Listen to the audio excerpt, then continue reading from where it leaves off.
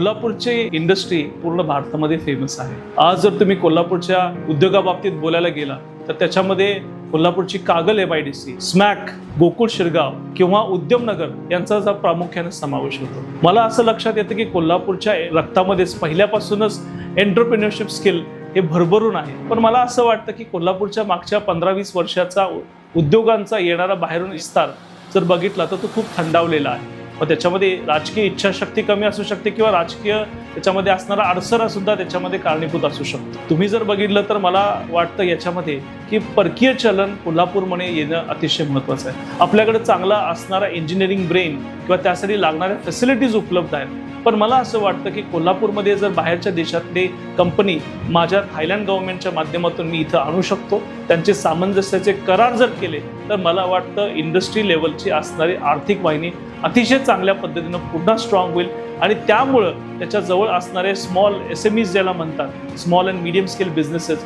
परत फ्लरिश होतील आणि त्या माध्यमातून मेन इंडस्ट्रीमध्ये आणि SMEs मध्ये जॉब्स क्रिएशन होतील। मला वाटतं कोल्हापूरच्या इंडस्ट्रियलायझेशनमध्ये परकीय चलनाचा त्याच्यामध्ये इम्पॅक्ट होणं ही आजची काळाची गरज आहे। त्यामुळं ऑस्ट्रेलिया, न्यूझीलंड, रशिया, अमेरिका यासारख्या देशांचे उद्योग समित्या इथं आणणं, आपल्या इथल्या कंपन्यांची त्यांचे 1 to 1 डिरेक्टली इंटरॅक्शन करून सामंजस्याचे करार कसे काय वाढवता येतील, मला वाटतं या पार्श्वभूमीवर मला खासदारकीला याच्यामध्ये चांगल्या पद्धतीनं काम करता येईल। मला वाटतं कोल्हापूरची अर्थवाहिनी आपल्या MIDC मध्ये लपलेली आहे, त्याचं पूर्ण पोटेन्शियल अनलिश करणं आणि त्यासाठी लागणारा प्लॅटफॉर्म माझ्या माध्यमातून मी आपल्या बिझनेसांना ओपन करून देईल। ट्रेडिंगसाठी आपल्याला मॅन्युफॅक्चरिंग सेक्टरमध्ये ओपन करता येईल आणि त्या माध्यमातून कोल्हापूर एक विशिष्ट उंचीवर जाणं काळाची गरज आहे। जर आत्ताची परिस्थिती जर बघितली तर MIDC मध्ये रेमंड सारख्या कंपनी असतील ज्या रॅपअप करून निघालेली आहेत, त्याच्यामध्ये किर्लोस्कर सारख्या कंपन्या आहेत त्या फक्त तग धरून आहेत, पण अमरावती सारख्या ठिकाणी त्यांचं 100 पटीने एक्सपान्शन होत आहे। या सगळ्या एक्सपान्शन जर बघितलं तर आपल्या इथं नवीन कंपन्या यायला तयार आहेत। त्यामुळं की जे माझं आत्तापर्यंत शिक्षण आहे, जे माझे आता नेटवर्क बेस आहे, त्या माध्यमातून कोल्हापूरला परकीय चलन उपलब्ध करून देणं एक प्लॅटफॉर्म क्रिएशन होईल, ज्या माध्यमातून मोठे बिझनेसेस इथे आणता येईल। जे एस्टॅब्लिश्ड बिझनेसेस आहेत त्यांना वाढवण्यासाठी फॉरेन कंपन्यांचे सामंजस्याचे करार करून देण्यासाठी त्या माध्यमातून मेन बिझनेसला सपोर्ट करणारे नवीन स्टार्टअप्स किंवा SMEs याच्यामध्ये येऊन रोजगार निर्मिती चांगल्या पद्धतीनं मी कोल्हापूरसाठी करू शकतो। कोल्हापूर जिल्हा हा नेहमीच शेतीसाठी प्रसिद्ध आहे आणि कोल्हापूर जिल्ह्यामध्ये नरके घराण्याचं नेहमीच त्याच्यामध्ये कॉन्ट्रीब्युशन राहिलं आहे। शेतीमध्ये रॉ मटेरियल म्हणून डिरेक्टली विकणं हा नेहमीच शेतकऱ्यांसाठी एक मार्जिनल म्हणजे खूप कमी मार्जिन असलेला एक व्यवसाय म्हटलं तरी हरकत नाही। पण त्या रॉ मटेरियलला प्रोसेस करणं आणि त्याच्यासाठी मार्केट उपलब्ध करून देणं एक आर्थिक व्यवस्था कोल्हापूर जिल्ह्याची चांगल्या पद्धतीनं बळकट करण्यासाठी असलेलं एक खूप परिश्रम घेतलेलं असं घराणं आहे। माझे आजोबा DC नरके यांनी कुंभी कासारी सहकारी साखर कारखान्यासारखा चांगला एक कारखाना उभा करून शेतकऱ्यांना त्यांच्या ऊसाला चांगला दर देण्याचा प्रयत्न केला।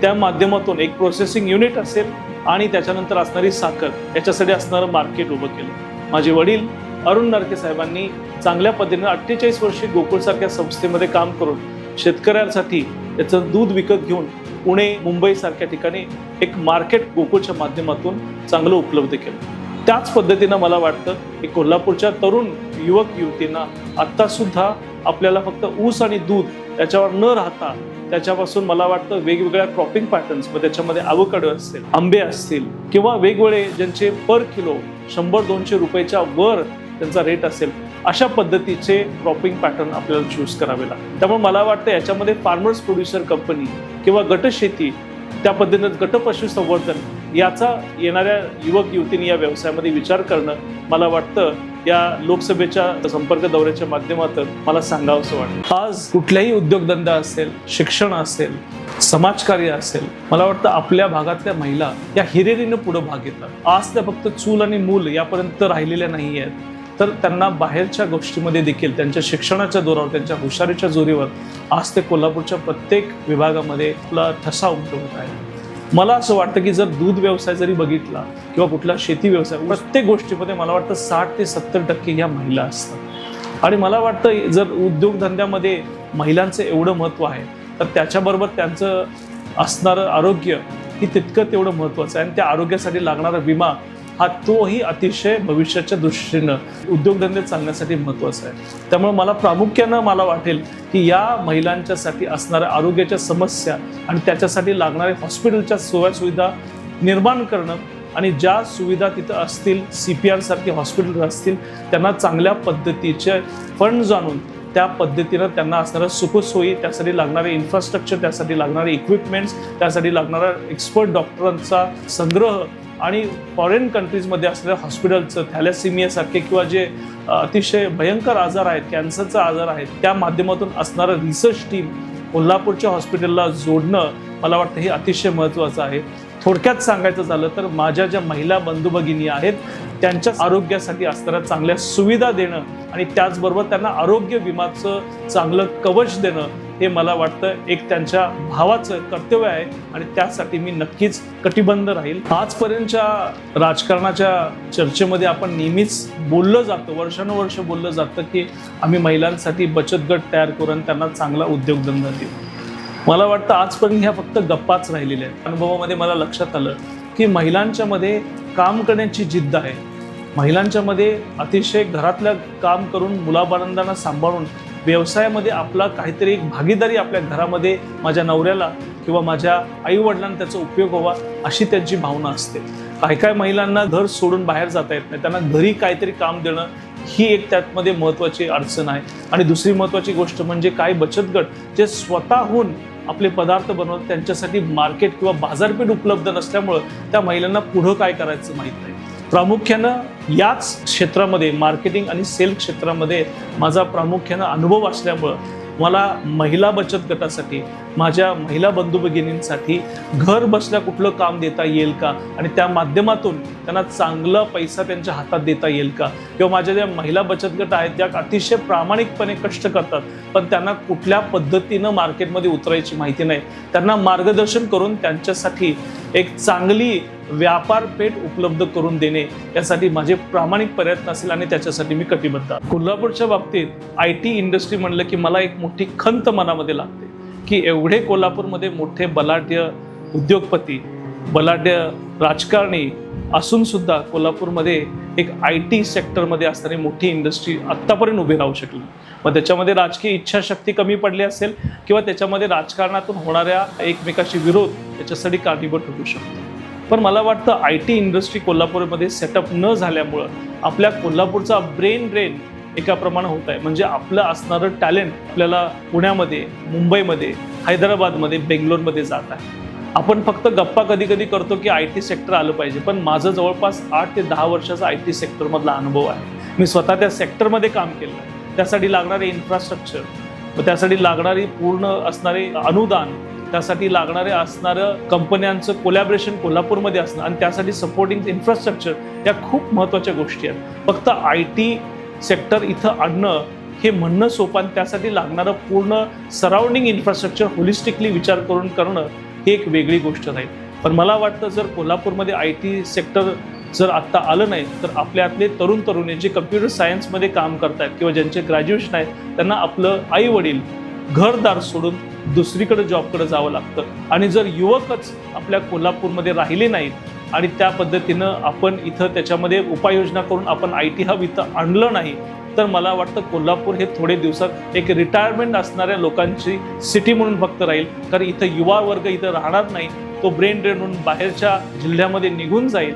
आणि मला वाटतं माझ्या माध्यमातून मी IT सेक्टरमध्ये लागणाऱ्या कंपन्या, त्यासाठी लागणारं सपोर्टिंग इन्फ्रास्ट्रक्चर मी नक्कीच आपल्या कोल्हापूरवासीसाठी आणेन आणि कोल्हापूरमधले असणारे entrepreneurs, IT engineers, IT sector related असणारे सगळे रिसर्च इंडस्ट्रीज मी कोल्हापुरातच जतन करेन आणि एक कोल्हापूरला नवी दिशा देऊन त्याचा विकासाचा मार्ग युवकांच्या माध्यमातून निर्माण करेन. कोल्हापूर लोकसभेच्या माध्यमातून मला वाटतं मी मागच्या 2-2.5 वर्षामध्ये 1255 गावांचा दौरा वेगवेगळ्या पद्धतीनं अगदी मंदिरापासून, हॉस्पिटलपासून, लोकांच्या घरापर्यंत, त्यांच्या चांद्यापासून बांध्यापर्यंत सगळ्या गोष्टीमध्ये यामध्ये मी इन्व्हॉल्व झालो होतो. त्याच्यामध्ये लक्षात आलं की आपल्याकडं तरुण मंडळी बरीच आहेत पण त्यांच्याकडे असणारं टॅलेंट किंवा त्यांच्याकडे असणारं एंटरप्रेन्युअरशिप स्किल्स किंवा त्यांच्या असणाऱ्या एज्युकेशनला वाव मिळत नाही आहे. आणि मला असं याच्यामध्ये लक्षात आलं की आजच्यापर्यंतची राजकीय नीती किंवा राजकीय इच्छाशक्ती या तरुण वर्गाकडं नेहमीच त्यांनी आपली पाठ फिरवलेली आहे. पण या माध्यमातून मला असं वाटतं की जर कोल्हापूरला एक विशिष्ट उंचीवर आणून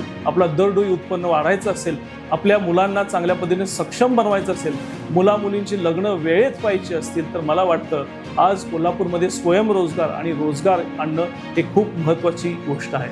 आणि या गोष्टीसाठी जो असणारा 10 ते 15 वर्षाचा एक ब्लूप्रिंट मी माझ्या डोक्यात घेऊन त्या पद्धतीनं काम करतात.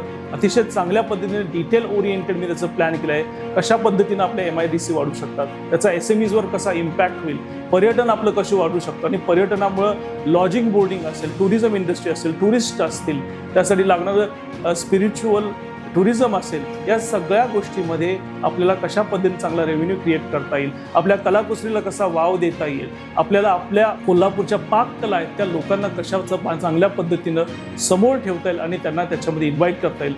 हॉस्पिटल्स आपले जे आहेत ते चांगल्या हेल्थ सर्व्हिस आपल्या इथं सुरू आहेत, शिक्षणाची आपल्या इथं चांगली इंडस्ट्री आपल्या इथं सुरू आहे.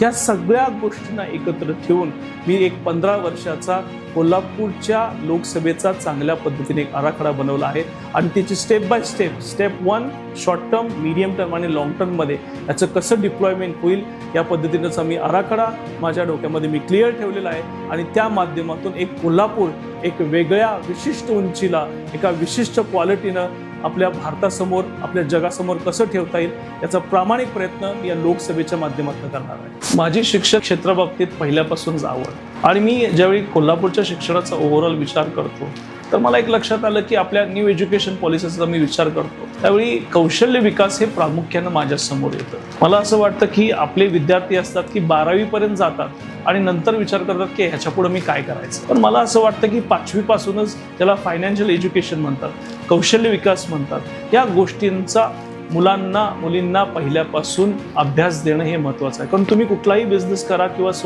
रोजगार करा, त्याच्यामध्ये फायनान्स म्हणजे ताळेबंदाची माहिती असणं, फायनान्शियल एज्युकेशन, बँकिंगचे व्यवहार कसे चालतात हे माहिती आपल्या मुलींना असणं हे महत्त्वाचं आहे. आणि त्याचबरोबर कौशल्य विकास म्हणजे तुम्हाला बेकरीचं एखादं टेक्नॉलॉजीचं माहिती पाहिजे असेल, तुम्हाला कुकिंगमध्ये करायचं आहे, तुम्हाला लेथ मशीनवर काम करायचं आहे, तुम्हाला मीडिया मास कम्युनिकेशनमध्ये काम करायचं आहे, हे जर तुम्ही आत्तापासूनच लहानपणीपासूनच तुम्ही जर न्यू एज्युकेशन पॉलिसीच्या माध्यमातून इम्प्लिमेंटेशन करायला सुरुवात केली तर मला वाटतं या गोष्टी खूप महत्त्वाच्या आहेत. शेतीसुद्धा एक सर्वायवल स्किल आहे, ते प्रत्येकाला असणं माहिती असणं हे महत्त्वाचं आहे. त्यामुळे मला सर्वायवल स्किल्ससाठी लागणारे ज्या महत्त्वाच्या एज्युकेशन सिस्टीम आहेत त्याच्यामध्ये शेती आली, त्याच्यामध्ये कौशल्य विकास आला, त्याच्यामध्ये फायनान्शियल एज्युकेशन आलं, या गोष्टी माझ्या विद्यार्थ्यांपर्यंत पोहोचवण्याची जबाबदारी मी करेन.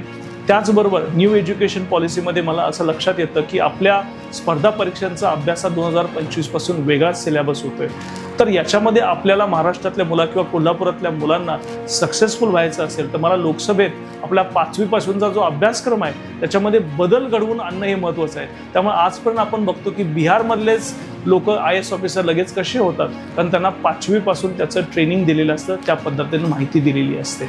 म्हणून मला असं वाटतं की कोल्हापूरच्या मुलांना देखील आपल्याला स्पर्धा परीक्षामध्ये जर यशस्वी बनवायचं असेल तर आपल्या शिक्षण पद्धतीमध्ये, शिक्षण धोरणामध्ये आपल्याला बदल करावा लागेल. त्यांना 12वी पर्यंत गेल्यानंतरच स्वतःचं घर, स्वतःचे आईवडील त्यांना स्वतःच्या पायावर उभा करून सांभाळता आलं पाहिजे, अशा पद्धतीचं व्यावहारिक शिक्षण त्यांना देऊन आपली तरुण पिढी स्वतःच्या पायावर उभं राहण्यासाठी मी नेहमीच प्रयत्नशील राहिलोय. आणि अरुण नरके फाउंडेशनच्या माध्यमातून हे मी आर्टिफिशियल इंटेलिजन्स असेल, त्याच्यानंतर कम्प्युटिंग असेल, त्यानंतर असणारं रिसर्च रिलेटेड IT असेल, क्लाउड बेस्ड सिस्टीम्स असतील, IoT असेल, या सगळ्या ज्या लेटेस्ट टेक्नॉलॉजी या व्हॅरियस फील्ड्समध्ये आपण यूज करू शकतो त्या माध्यमातून मी त्यांना शिक्षण देतोय. म्हणजे भविष्यामध्ये येणारी पिढी ही टेक्नॉलॉजी आणि प्रोडक्टिव्हिटी या 2 गोष्टी हातात घेऊन चांगल्या पद्धतीनं कोल्हापूरचं नाव आपल्या महाराष्ट्रात, आपल्या देशामध्ये, आपल्या पूर्ण जगामध्ये करू शकतील, या पद्धतीची शिक्षणाची पद्धत असली पाहिजे असे माझे प्रयत्न असतील. कोल्हापूर जिल्ह्यामध्ये शिक्षण पद्धती ही मला वाटतं बऱ्याच वर्षापासून चांगल्या पद्धतीनं कार्यरत आहे. पण आता स्पेशली आपण जर ZP शाळांचा जर विचार केला, स्पेशली मराठी शाळांमध्ये जर बघितलं तर पटसंख्या हळूहळू कमी होत आहे. बऱ्याच प्रायव्हेट आणि ट्रस्ट असणाऱ्या माध्यमातून बऱ्याच शाळा आणि कॉलेजेसची निर्मिती झालेली आहे. पण मला या लोकसभेच्या माध्यमातून असं वाटतं की या कोल्हापूरच्या ज्या शासकीय शाळा आहेत त्यांना चांगल्या पद्धतीनं त्यांना उभारी देणे ही काळाची गरज आहे. ज्या लोकांना भरपूर पैसे देऊन प्रायव्हेट स्कूलला जाता येत नाही, चांगलं एज्युकेशन मिळता नाही, याच्यासाठी प्रोडक्टिव्हिटी आपल्या झेडपी शाळांची वाढवायची असेल तर मला वाटतं की त्याच्यामध्ये कौशल्य विकास म्हणजे स्किल डेव्हलपमेंट, फायनान्शियल एज्युकेशन म्हणजे आर्थिक व्यवस्थापन आणि त्याच्याबरोबर असणारे लाईफ सेव्हिंग सर्वायवल स्किल्स हे त्याच्यामध्ये जर एम्बेड व्यवस्थित केले तर मला वाटतं 10वी 12वीपर्यंत जे आपण म्हणतो की तिथं गेल्यावर काय करायचं त्याच्यापेक्षा 12वीपर्यंतच लहानपणापासून मुलांना जर उद्योग रिलेटेड गोष्टींचे स्किल डेव्हलपमेंट गोष्टीतून म्हणजे वेल्डिंग असेल, प्लंबिंग असेल, इलेक्ट्रिसिटी असेल, शेतामधली प्रोडक्टिव्ह वाढवण्यासाठी असणारे लेटेस्ट रिसर्च असतील, बेकरी असेल, त्यानंतर तुम्हाला पंचपक्वान्न शिकण्यासाठी असणाऱ्या सगळ्या कला, पाककला असतील, या सगळ्या गोष्टी जर आपल्याला शिक्षण सुरू असतानाच 5वीपासून मध्ये शासकीय म्हणजे झेडपीच्या शाळांमध्ये शिकवलं तर बाय द टाइम ते 10वी ते 12वीमध्ये जातील त्यावेळी विद्यार्थी आणि विद्यार्थिनी स्वतःच्या पायावर उभं राहून स्वतःच्या आईवडिलांची, स्वतःच्या कुटुंबियाची ते काळजी घेण्याची सक्षमता या माध्यमातून येईल आणि त्या माध्यमातून झेडपीच्या शाळा सर्वाईव्ह होतील, प्रायव्हेट शाळांचा याच्यावर अंमल राहणार नाही आणि साध्यातला साधा ग्रामीण गावातला गरीब मुलगा ज्याच्याकडे काही पैसे नाहीत तो देखील त्याचा शिक्षण हा त्याला संविधानाने दिलेला अधिकार आहे तो एक्झिक्यूट करू शकतो आणि आयुष्यामध्ये आपल्या कुटुंबाची, आपल्या गावाची, आपल्या कोल्हापूर जिल्ह्याची चांगल्या पद्धतीने प्रगती करण्यामध्ये त्याच्यामध्ये कॉन्ट्रीब्युशन करू शकतो. कोल्हापूर खंडपीठाचा प्रश्न हा गेल्या 35 वर्षापासून पेंडिंग पडलेला आहे. मला वाटतं की आपल्या स्टेट रिफॉर्म ॲक्ट 1950च्या प्रोव्हिजनचा जर आपण अभ्यास केला तर मुंबईमध्ये मुख्य पीठ आहे आणि आपल्या औरंगाबाद, गोवा आणि नागपूरमध्ये 3 खंडपीठं आहेत. 1985 साली बॅरिस्टर अंतुलेंनी जो लढा दिला त्या माध्यमातून औरंगाबादचं खंडपीठ तर झालंच, पण कोल्हापूरचं खंडपीठ हे आत्तापर्यंत उपेक्षितच राहिलेलं आहे. मला असं वाटतं की हे पूर्ण होण्यासाठी chief justice of Mumbai high court आणि चीफ मिनिस्टर ऑफ महाराष्ट्र या दोघांनीही एकत्र मिळून मला वाटतं त्याच्याबरोबर जी राजकीय शक्ती आत्तापर्यंत जी 35 वर्षात कमी पडली तर त्याच्यामध्ये मी प्रामुख्याने प्रयत्न करेन आणि कोल्हापूरला जे अतिशय महत्त्वाचं असे खंडपीठ जे वकिलांच्या दृष्टीने सुद्धा आणि पक्षकारांच्या दृष्टीने सुद्धा खूप महत्त्वाचे आहे. जर कोल्हापूरचं खंडपीठ इथं आलं तर त्या माध्यमातून पक्षकारांना मुंबईला जावं लागणार नाही, त्यांचा लागणारा जो खर्च आहे तो कमी होईल आणि कमीत कमी वेळामध्ये आणि कमीत कमी किमतीमध्ये हा आपल्या पक्षकारांना न्याय मिळेल. या आशेने मी कोल्हापूरच्या खंडपीठ येण्यासाठी पूर्णपणे मनापासून याच्यामध्ये प्रयत्न करेन आणि या लोकसभेच्या माध्यमातूनच हा खंडपीठ मी कोल्हापूरच्या वकिलांसाठी, कोल्हापूरच्या पक्षकारासाठी आणि या खंडपीठामुळे जी इकोसिस्टीम कोल्हापूरच्या रेव्हेन्यू जनरेशनमध्ये होणार आहे ती सगळ्यात महत्त्वाची आहे. कारण बरेच बाहेरचे वकील कोल्हापूर शहरामध्ये येतील आणि कोल्हापूरला पुन्हा एकदा नव्या रेव्हेन्यू स्ट्रीमची या खंडपीठाच्या माध्यमातून वकिलांना खंडपीठाच्या माध्यमातून आणि पक्षकारांना या खंडपीठाच्या माध्यमातून एक नवा आणि सुखकर मार्ग मी चेतन नरके या लोकसभेच्या माध्यमातून आणण्याचा पूर्ण प्रयत्न करेन. मला वाटतं कोल्हापूरच्या अर्थव्यवस्थेमधला विचार केला तर पर्यटनाला मला वाटतं एक मोठं त्याच्यामध्ये एक स्पेस अजून राहिलेली आहे जी कुणीच एक्सप्लोअर केलेलं नाही. कधी कधी खरोखर आश्चर्य वाटतं कारण कोल्हापूरचा जर विचार केला तर स्पिरिच्युअल टुरिझम ज्याला म्हणतात त्याच्यामध्ये मंदिरं येतात.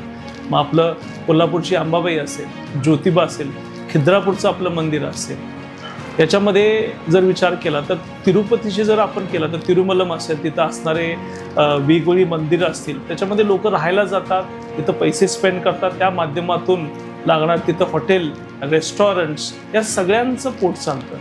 अशाच पद्धतीने जर आपण कोल्हापूरमध्ये विचार केला तर आपल्याकडं स्पिरिच्युअल टुरिझममध्ये बऱ्याच आपल्याकडे ॲव्हेन्यूज आहेत. दुसरी महत्त्वाची गोष्ट आपल्या रंकाळ्यासारखं मोठं वैभव प्राप्त केलेलं एक तलाव त्याचं आहे, पण त्याच्यामध्ये सुद्धा आपण बघितलं तर आज देखील त्याच्यामध्ये खूप सुधारणा करणं आवश्यक आहे. सगळा फंड येतो पण त्याचं इम्प्लिमेंटेशनमध्ये कुठेतरी आपण कमी पडतोय असं वाटतंय. जर सगळ्या गोष्टीचा विचार केला तर कोल्हापूरमध्ये भौगोलिकदृष्ट्या, नैसर्गिकदृष्ट्या आपल्याकडं पूर्ण वातावरण अतिशय गगनबावडा तुम्ही घ्या, त्याच्यानंतर आपल्याकडे चंदगड घ्या, आजरा घ्या, कोल्हापूर शहर घ्या, याच्यामध्ये या माध्यमातून खूप चांगल्या पद्धतीचं पर्यटन आपण एक कमर्शियल स्ट्रीम म्हणून त्याच्याकडे बघू शकतो आणि ज्या माध्यमातून छोट्या कंपनीवाल्यापासून मोठ्या हॉटेलवाल्यापर्यंत ह्या खाद्य संस्कृती असेल, आपल्या कलाकुसरीच्या असेल, कोल्हापुरी चप्पल असेल किंवा आपल्या इथलं ठिपकुलीची बर्फी असेल, या सगळ्या गोष्टी जर बघितल्या आणि एकंदरीत आपण जर विचार केला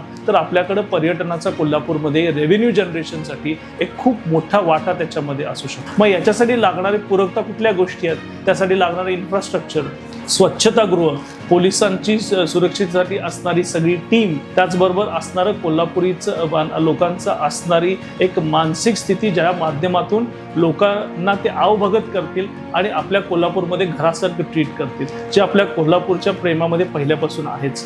यामध्ये मला असं वाटतं की या गोष्टीचा जर आपण प्रॉपर मेळ घातला तर स्पिरिच्युअल टुरिझम असेल किंवा रंकाळ्यासारखं आपलं एंटरटेनमेंट टुरिझम असेल किंवा त्याच्यानंतर असणारं पूर्णपणे आपल्या छत्रपतींच्या पदस्पर्शांना पावन झालेला पन्हाळगड असेल, त्याच्यामध्ये ॲडव्हान्स लेवलचं फोर्ट टुरिझम देखील आपण करू शकतो. आणि बाहेर देशातले का, बाहेर आपल्या राज्यातले लोक का, तर सगळ्या लोकांना आपल्याला इथं बोलवून मला वाटतं त्याचं आपण जर प्रदर्शन केलं तर एक चांगल्या पद्धतीची नवीन अर्थवाहिनी, जी आजपर्यंत कुणीही पर्यटनाच्या माध्यमातून एक्सप्लोर केलं नाही, फक्त त्याच्यावर गप्पा झाल्या, पण त्याच्यामध्ये रियालिटी आणण्यासाठी माझा प्रामाणिक प्रयत्न कोल्हापूर वासियांसाठी असेल.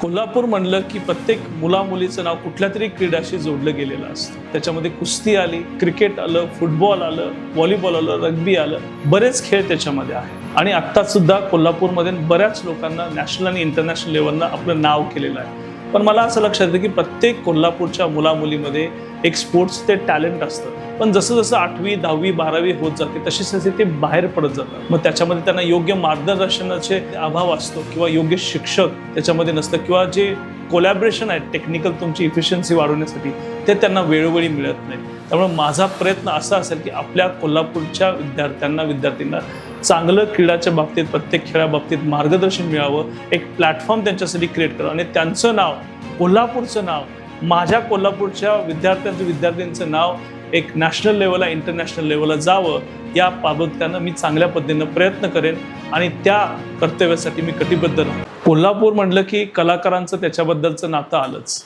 आणि मला प्रामुख्यानं कोल्हापूरमधले जे नृत्य असेल, संगीत असेल, सिनेसृष्टीमधले कलाकार असतील, नाटकामधले कलाकार असतील, सोशल इन्फ्लुएन्सर्स असतील, लेखक असतील, साहित्यामध्ये करणारे कवी असतील, शाहीर असतील, या सगळ्यांसाठी मला वाटतं एक मोठा प्लॅटफॉर्म तयार करणं ही माझे एक जागरूक नागरिक कोल्हापूरचा म्हणून गरज आहे. कारण नरके घराणं नेहमीच या सगळ्या क्षेत्रांमध्ये अग्रेसर राहिलेलं आहे.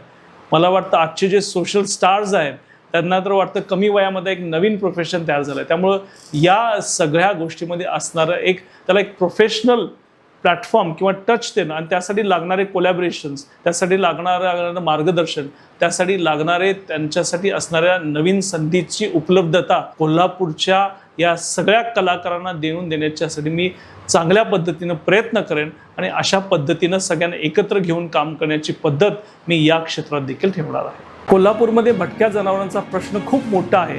आपल्याला बऱ्याच वेळा पेपरमध्ये वाचायला मिळतं की कुठल्या तरी भटक्या जनावरानं आपल्या मनुष्य प्राण्यावर हल्ला केला आणि त्याच्यामध्ये एखादं लहान मूल किंवा एखादा तरुण व्यक्ती त्याच्यामध्ये मरण पावलं. मला वाटतं या गोष्टी आपण खूप सिरियसली घेतल्या पाहिजेत आणि मला वाटतं आजपर्यंत त्याच्यावर कुठलाही तोडगा निघालेला नाही आहे. मी जवळपास माझ्या आयुष्यातली 12 वर्ष पेट फूडमध्ये काम केलं. त्याच्यामध्ये पेडिग्री, रॉयल कनिन, शिबा, सीझर यासारखे मोठे ब्रँड्स पेट फूडमध्ये केल्या.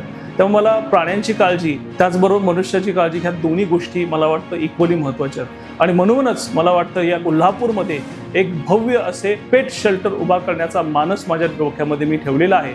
या माध्यमातून जे काही भटके प्राणी असतील त्याच्यामध्ये डॉग्स, कॅट्स, बर्ड्स, गाई, म्हैशी ज्या कोणी असेल तर त्याच्यासाठी एक पेट शेल्टर चांगला तिथं होणं एक अतिशय महत्त्वाचं आहे. त्याच्यामध्ये त्यांना चांगलं प्रोटेक्शन देऊन चांगल्या पद्धतीचं अन्न, पाणी आणि त्यांच्यासाठी लागणारी निगा देणं खूप महत्त्वाची आहे. आणि या गोष्टीचा जर विचार केला खरोखरच मनुष्य प्राण्याला सुरक्षित ठेवणं त्याचबरोबर प्राणी मात्रालाही सुरक्षित ठेवणं ही एक जबाबदार नागरिक म्हणून माझी जबाबदारी आहे. आणि यामुळेच या लोकसभेच्या माध्यमातून एक मोठं पेट शेल्टर पूर्ण भटक्या पाळीव प्राण्यांसाठी बनवणं हे एक माझ्या मनामध्ये असलेला एक मानस आहे आणि मी ते कोल्हापूर शहरासाठी मी नक्कीच ते करेन. आज कोल्हापूर एक डेव्हलप शहर म्हणून बघितलं जातं, पण मला विचाराल तर कोल्हापूरच्या इन्फ्रास्ट्रक्चरची जर आजची दुर्दैवी स्थिती बघितली तर एक कोल्हापूर शहर न म्हणता मी कोल्हापूर एक सुधारित खेडं म्हटलं तर त्यात वावगं ठरणार नाही. हे स्पेसिफिकली मी इन्फ्रास्ट्रक्चरकडे जर कोल्हापूरच्याकडे बघतो त्याच्यावेळी जर बघितलं तर आपली ड्रेनेज सिस्टीम ही ओपन ड्रेनेज सिस्टीम आहे. मला वाटतं कोल्हापूरमध्ये ती क्लोज ड्रेनेज सिस्टीम होणं खूप महत्त्वाचं आहे, ज्याच्यामुळं डास असतील किंवा लहान मुलं आजूबाजूला पळत असतात त्यांना त्याच्यातून होणारे रोग नाही या सगळ्या गोष्टी त्याच्यातून थांबतील. दुसरी महत्त्वाची गोष्ट म्हणजे आपलं पिण्याचं पाणी जे असतं पिण्याचं पाण्याचं प्युरिफिकेशन, पण नळ सुद्धा बघितलं तर ते गटर असलेल्या ओपन ड्रेनेजच्या वरती असतात. त्यामुळे त्याच्यामध्ये असणारं हायजीन किती असतं हे तुम्हाला त्याची कल्पना आहेच. त्याचा देखील आपल्याला एक वेगळ्या पद्धतीने विचार करावा लागेल. आणि तिसऱ्या महत्त्वाची गोष्ट म्हणजे खड्डे.